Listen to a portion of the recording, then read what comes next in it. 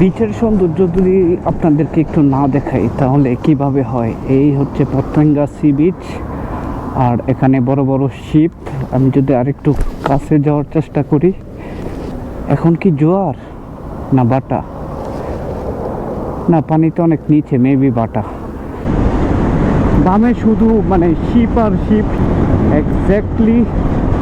আর এপাশের যে ঝাউ গাছগুলি অনেক বড় হয়ে গেছে, সুন্দরভাবে ছেটে দেওয়া হয়েছে, অনেক বেশি সুন্দর লাগতেছে। চরম চরম মানে সেই এই পাশ দিয়ে মেবি অনেক গভীর, কারণ এই বড় বড় শিপগুলি অনেকটা বলা যায় যে কাছে আছে। ও রে, এসব রুটে তো ভিড় দেওয়ার প্রশ্নই আসে না, এরকম একটা রোডে।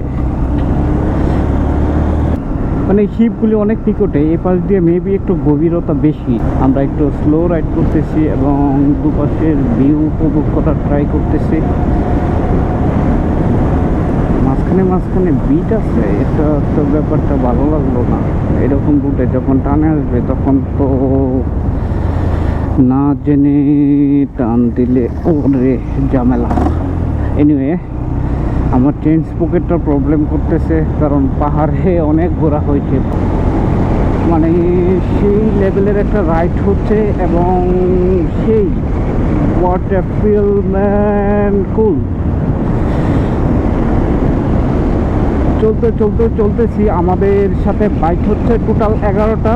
আমরা অলরেডি 4টা বাইক চলে আসছি, 5টা চলে আসছি। আরও 6টা বাইক পিছনে আছে, তারা একটু লেট করে আসতেছে, মানে রেডি হচ্ছে। আমরা একটু বের হয়েছি বিকজ অফ আমরা ওই লেভেলের একটু রাইডটা করতে স্বাচ্ছন্দ্য বোধ করি না, যার কারণে আমরা একটু আর্লি বের হয়েছি। আমরা একটু মানে দেখবো, উপভোগ করবো, এনজয় করবো। ওরে ডান দিয়ে শাঁ করে গাড়ি যাচ্ছে। আমাদের দুই ভাই আরও পিছনে পড়ে গেছে, বুঝলাম না এখানে কি আবার। ও আচ্ছা ঠিক আছে, এখানে কাটা আছে, যার কারণে এখানে একটু ব্যারিকেড দেওয়া আছে। Very nice.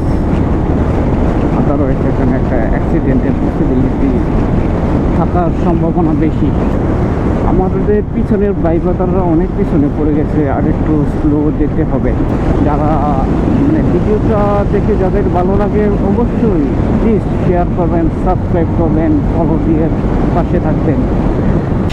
সে পর্যন্ত আল্লাহ হাফেজ।